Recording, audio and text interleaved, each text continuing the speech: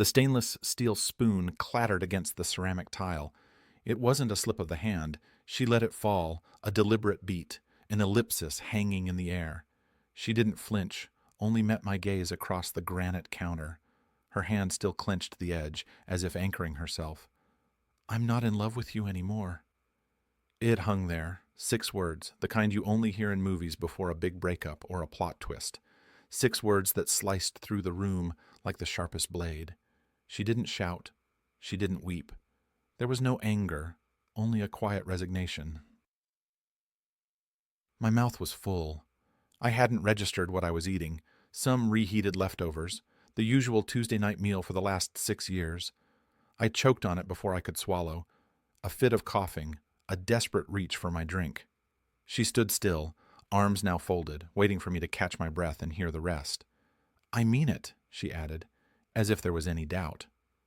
My eyes darted around the kitchen, the calendar hanging on the fridge with a picture of a beach at sunset, the dying lavender plant on the windowsill, the unused stool at the counter.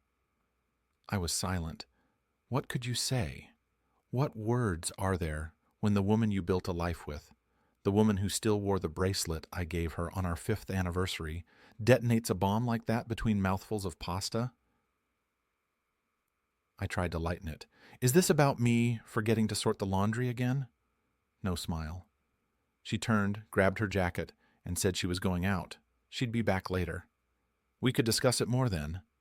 Discuss it more? She'd just told me the love was gone, and she wanted a rain check? No, impossible. Something inside me gave way, not with a bang, but a quiet, icy understanding. She'd been practicing this. This wasn't a spur-of-the-moment thing. This was a performance, rehearsed in the mirror, perhaps even tested on someone else. I didn't follow her. No texts, no calls. Instead, I went to the bedroom, opened the drawer she assumed I never touched, and pulled out the leather journal with the embossed A. I flipped through pages filled with her neat script, to-do lists, work memos, fitness schedules, and names. One name stood out, highlighted, meeting Gideon, Suite 302. A room number, a time, a name I'd never heard, and a feeling in my gut that turned my stomach. This wasn't just about a fading romance, it was something else. And I was going to discover what, even if it shattered what was left of me. Instincts, true instincts, aren't loud, they're whispers. And when I saw that name, Gideon, written next to Suite 302, something deep inside shifted. Not panic, not rage, just a hollow knowledge. My body already knew what my heart couldn't accept. I didn't wait for her return. I grabbed my coat, keys, and the journal, and left. The cold air stung my face, but I was numb to it. My focus was singular. Find out who this Gideon was, and what Aurora was doing in that suite. The address in the journal led to a sleek hotel in the city center. Not shady, not opulent, just discreet enough for those seeking a few hours of anonymity before returning to their lives. I'd walked past it countless times, never imagining Aurora had crossed those doors without me. Arriving, I didn't rush inside. I parked across the street and waited, planless. My palms were clammy on the wheel, my mind raced with ideas, bursting in, demanding answers, maybe even trying to impersonate someone to get information. But I didn't need to. At exactly 7:12 p.m., she emerged Aurora. She left through the hotel's side entrance in a green scarf, a new addition to her wardrobe. Her hair was disheveled, not from wind, but from hurried hands. Her lips were swollen. Her phone clutched in her hand, but she wasn't typing. She seemed dazed, distant, a different kind of drained. And then he appeared. Gideon, I assumed, came out moments later. Mid-40s, slim, well-dressed, a cashmere coat thrown over his shoulders. He didn't pursue her. He simply paused, watching her fade down the street, like a manager observing a departing employee. I wanted to chase her. I wanted to shout, but my limbs were frozen. My breath caught. I just sat, watching this man, this stranger, as he watched her. Back in our apartment, the silence was suffocating. I didn't confront her that night. No questions about where she'd been. I didn't have to. She came in, changed into pajamas, microwaved soup, and sat across from me, scrolling through TikTok like her betrayal had a short expiration date. I stayed awake until dawn, replaying conversations from recent months, moments I'd dismissed as distance, work, stress, bad sleep. It was all a smokescreen. She hadn't drifted. She'd left deliberately, silently, and somehow I had held the door open for her. The next morning I attempted to talk. "Do you still want to be here?" I asked gently as she sipped coffee. She avoided my eyes, stirring her cup. "I don't know," she said, as if discussing weekend plans. That was it. No, sorry, no explanation. Just a flat, dead, "I don't know," as if she hadn't just severed 12 years of our shared history and handed me the lesser half. It worsened later that day. I received a text from an unknown number. "Hey, Felix, you don't know me, but we need to talk. It's about Aurora. Please don't ignore this." I stared at it. My heart pounded. I didn't recognize the sender. Perhaps it was a prank, but something in my gut warned me this was the beginning of the end. If strangers were texting me about my wife, the narrative I thought I was living in wasn't just crumbling. I was the last to know. I didn't reply at first. The message was brief, calm, too calm. No name, no details, just, "It's about Aurora." My heart thudded like a warning, signaling an impending break. I waited 4 hours. My instinct, freeze, shut down. Hope it vanished. Maybe it was a scam. Maybe someone overheard something and craved drama. Maybe I needed it to be nothing, because if it was something, I'd have to face the truth. Then came the second text. "Sweet 302, not the first time, won't be the last. She's good at hiding it, but not perfect." My stomach plummeted. I barely remembered unlocking my phone. My fingers typed before my mind caught up. "Who are you?" Seconds passed. "We've met briefly. My brother is seeing Giselle. That's how I found out. Aurora doesn't know I exist." I paced, fists clenched. The idea that this was more than an affair, that it had layers, was overwhelming. Before I could ask more, another message arrived. "Check your email. I sent photos. You need to know who she is when you're not around." I raced to my laptop. My inbox. One message, no subject, attachment, Saturday night sequence, JPG. Click. 8 photos. Aurora in the green scarf. The timestamps made my hands shake. Each image, a different hotel over the last 7 weeks. Different cities, different days, different hotels. One showed Giselle, another, someone else. Silas, our former colleague, the one who had helped us move 2 years ago. The one Aurora claimed was arrogant. I clicked through. Aurora holding hands with him in a parking garage, entering a hotel, hoodie up, like sneaking into a crime scene. I gasped. No more maybes. This wasn't just a flame fading, it was strategy. Cold, calculated betrayal. I slammed the laptop shut, head in my hands, waiting for the room to stabilize. No tears, no screams, just numbness. Hours later, Aurora returned, glowing. Not happiness, but something happened. Her cheeks flushed. Her hair showed a car headrest had pressed into it. She dropped her bag, saying, "Hey, honey, I'm starved." One time, I looked into her eyes, right into her core. She smiled, untouched. She believed I would never know, that I was too passive, too Felix, to notice. She'd live a double life, while I remained oblivious. That night, after she slept, I reopened the laptop, studied every photo, dates, faces, backgrounds, and began to plan. Not revenge, clarity. I wanted to see how far it went, what she'd do. The next day, I left something on the counter. My phone, unlocked, a fake conversation with another woman. "Juliet." The message is vague, flirty, suspicious. I wanted to see how Aurora would react to suspecting I was hiding something. What happened next changed everything. The phone sat there, bait. A glimpse of intrigue to trigger suspicion. A thread with Juliet. Flirty messages, emojis. Last night was unexpected. Let's not make it the last. I didn't hear her enter. I was upstairs listening intently. Then a heavy silence. Then footsteps. Then nothing. I waited. A minute passed before she opened the fridge. A performance. She stood too long. Then the sound of the phone shifting. Picked up, scrolled, tapped. She didn't call out. She left it as is, angled differently.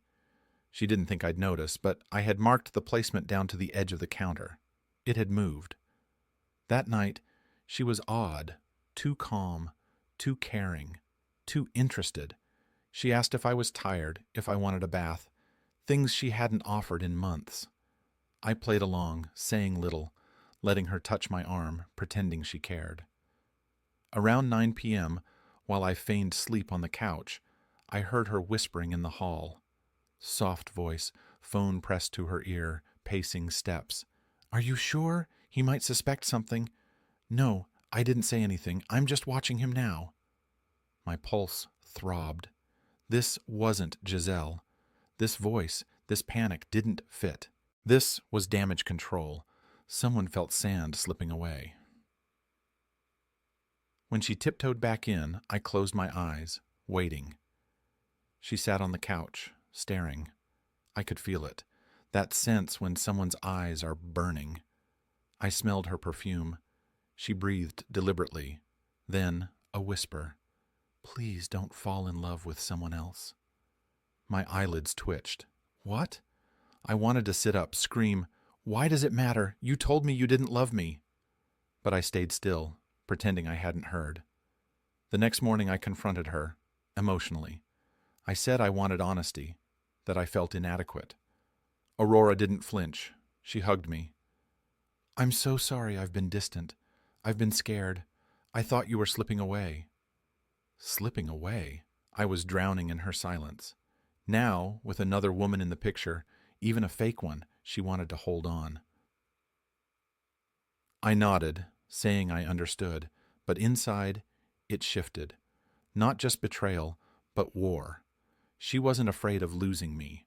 She feared losing control. I had been her safe space, the warm, soft base to return to after every secret meeting, every text. Now the illusion cracked.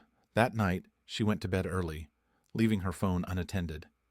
I took my chance. No password change, no two-factor authentication, just trust or arrogance. Inside, a hidden photo vault, the icon disguised as a weather app. Inside, 17 videos, 46 images, 7 audio messages, some with Giselle, some with Silas, one with a stranger, one from our living room. Filmed in our house, our bedroom. One video showed her laughing and pointing at our wedding photo while lying in another man's arms. I couldn't move, couldn't breathe. This wasn't infidelity, it was mockery. Every excuse evaporated. It didn't matter if I cried. It didn't matter if I begged because she had burned the bridge, danced on the ashes, and recorded it. I shut the phone off, sat in my car for hours. Aurora wasn't just cheating. She was building another life. And I was the wrecking ball. I had every reason to lose it, to wake her at 3 a.m. and shove the phone in her face, but instead I let her pretend everything was fine. The next morning I made breakfast, pancakes, berries, the expensive syrup. I lit a candle. Aurora walked in wearing the sweater I bought her. She tilted her head. "This is cute," she said, kissing my cheek. I forced a smile. "Just wanted to do something nice." She sat, ate, and acted normal. Weekend plans, a new series. After breakfast, I walked to the park. I sat on the bench we used when we were trying to start a family. That memory hit hard. She wanted a baby, but maybe she just wanted someone to complete the picture. When I got home, her car was gone. Yoga class. I contacted the stranger, the one who messaged me first. His name was Nolan, and Nolan had been holding back. He sent a folder, screenshots, transcripts, messages Aurora had sent to Giselle and Silas, and another name, Hudson. She called me dull, predictable, too soft to ever suspect anything. She wrote, "Felix is harmless. I could cheat in front of him and he'd still make me dinner. Sometimes I forget we're married. He's not really a man." I wanted to disappear. Not from the marriage, from myself. She convinced herself I deserved it. I stared at the screen, shaking, every sentence more venomous than the last. Aurora returned later, gym bag, fresh blush. She leaned in the doorway. "Want to watch something?" I turned, looked her in the eyes, and asked, "Do you love me?" She blinked. "Of course I do," she said. I believed it. I nodded. "Okay, let's watch something." I felt nothing. Her lies no longer hurt. Aurora wasn't going to tell me the truth. She thought I was in the dark. So I planned the thing that would make her see the light. I went to a jewelry store that weekend to buy myself time. I asked them to clean and resize her wedding band. They agreed to keep it 3 days. Walking out, I felt lighter. She wasn't wearing the symbol of our marriage. The ring box sat empty. 3 days had passed. 3 days of Aurora walking around, distracted, not noticing. I had entered quiet detachment. She wasn't going to stop. The messages were still happening, but she didn't know I had invited someone over. Sunday came, coffee, the oversized hoodie. "Morning," she muttered, rubbing her eyes. "Morning," I replied. I'd sent the messages, invitations to friends, neighbors, her sister, yoga buddies, even Nolan. A surprise vow renewal for Aurora. Noon, casual dress, no idea. Don't mention the ring. By 11:30, the house buzzed. Aurora was curling her hair. I told her we were going to brunch. I heard her phone buzzing. At 11:57, the doorbell rang. The last guest, Nolan. I let him in, heart racing. We nodded. At 12:01, I asked everyone to the living room. I stood before the fireplace. "Thanks for coming, everyone. Aurora has no idea you're all here. I lied, because today is about truth and finally setting myself free." I called her down. Aurora descended, phone in hand, confused. "What is going on?" I smiled. "We're celebrating." I reached for the ring box. "You've been missing this, but it doesn't really belong to you anymore." The air changed. "Felix, what are you?" I opened the box, showing the empty space. "You lost this the moment you turned our home into a stage, the moment you filmed men in our bedroom, the moment you laughed at me while lying under someone else." Gasps. Aurora paled. "Felix, don't do this." "Too late," I said. I pulled the projector, powered it up, and before she could run, the screen lit up. Photos, messages, footage. Not graphic, but enough. Enough to show faces, enough to show betrayal, enough to burn the lies. Someone cried. Someone left. Her sister yelled, "Aurora! What the hell is this?" Aurora covered her mouth, trembling. "No, please, this isn't what it looks like." I stared. "It looks like the truth, and I see it." She tried to come closer. "Felix, I was scared. I was lost. I didn't know how to ask for more." I stepped back. "You didn't ask. You took." Nolan spoke up. "She did the same to my sister. Giselle lied to her, too. They both got played." Aurora spun, recognizing him. How do you—" He didn't answer. She finally understood. Her world wasn't just cracking, it was collapsing. I turned to the guests. "Thank you all for coming. I'm sorry you had to witness this, but I needed it to be real. I needed it to be seen." I walked to the door, picked up my bag, and turned one last time. She was frozen, surrounded by the wreckage she built. "I don't love you anymore." The silence afterward was eerie. No police, no screaming. Just silence. I walked away. Nobody followed. The air was heavy. I climbed into my car and drove off. Away from her. Away from it. I ended up parked outside a hardware store. People came and went with tools, normal people doing normal things. None of them knew that hours earlier I had detonated the truth in a living room. I had no idea what I was now. not a husband. I owned was the knowledge of what she'd done and the clarity that it had never really been about me at all. What stung more than the betrayal was how little I seemed to matter.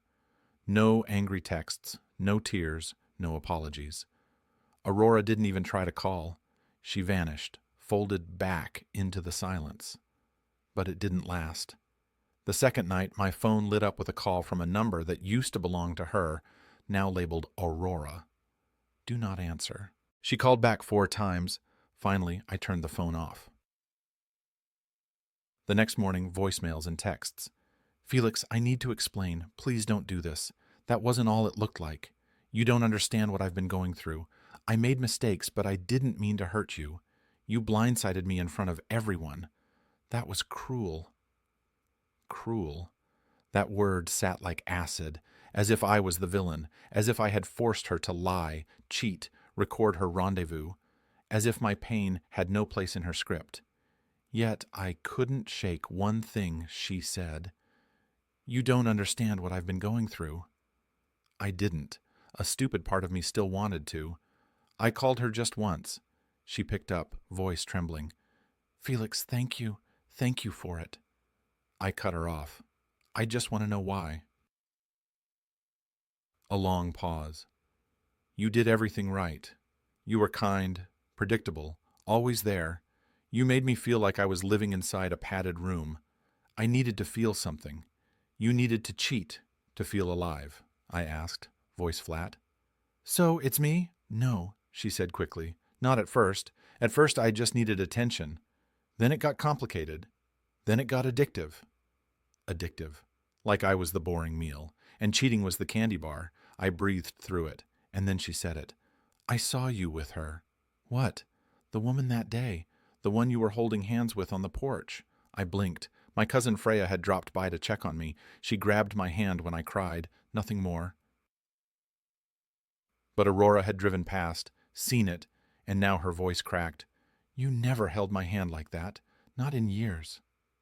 I almost laughed. She was jealous. She betrayed me, humiliated me, gutted me. And that was the moment that broke her. I didn't hold your hand, I said, because every time I tried, you pulled it away. Silence. Then she whispered, I think I hate myself. And for the first time, I believed her. I didn't say it back. I didn't tell her it was okay because it wasn't. I just let her sit in the wreckage with me for 1 more minute. Then I ended the call, not with anger, not with hope, just with the understanding that whatever we'd been was done. It's been 6 months since that call. Healing starts quietly. At first, the pain feels like a squatter's fire, but then you realize you're waking up without her voice. That breakfast doesn't taste like guilt, that your bed is no longer a battlefield. You've survived. I moved out 2 weeks after the fallout. I left the ring box behind because I didn't want it anymore. I didn't need to carry broken symbols, and I didn't leave a note. The apartment wasn't anything special. 1 bedroom, leaky faucet, creaky floors, but it was mine. Every decision was mine again, and that felt like freedom. You're probably waiting for a dramatic twist, a new love, a lottery win, but that's not real life. My real ending was quieter, better. It started with a woman named Delilah. I met her at the bookstore. I spilled coffee on her shoe, apologized, and offered to pay for her book. She said, "You look like someone who needs a win today." We talked a lot over coffee. She listened without trying to fix me. She asked questions, not to pry, but to understand. She told me her own story, and slowly we helped each other remember what it felt like to be safe. No games, no secrets, just kindness. One night, I told her everything about Aurora, the videos, the messages, the reveal. She didn't flinch.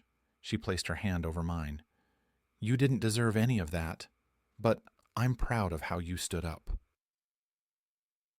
Aurora reached out one more time. She was in therapy, that she understood what she did now, that she hoped I was okay. She didn't ask to get back together. She didn't blame me, just closure.